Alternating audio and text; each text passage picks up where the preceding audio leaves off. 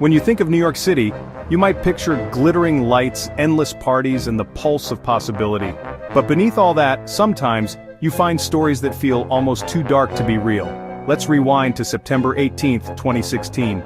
Joseph Joey Comunale, just 26. Heads into Manhattan for a night out with friends.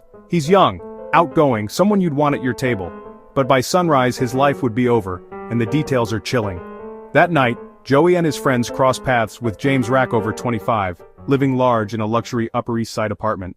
Telling people he's the adopted son of a wealthy jeweler. He's even got a friend, Lawrence DeLeon, in tow. Drinks flow, the group clicks, and before long, they're heading back to Rackover's place to keep the party going.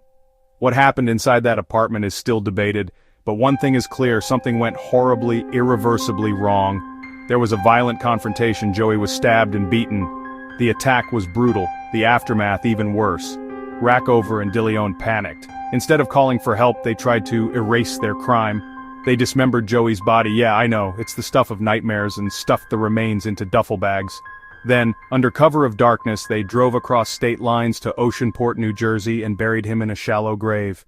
Back in Manhattan, they scrubbed the apartment, tossed evidence, and hoped nobody would ever connect the dots. But Joey's friends and family noticed he was missing.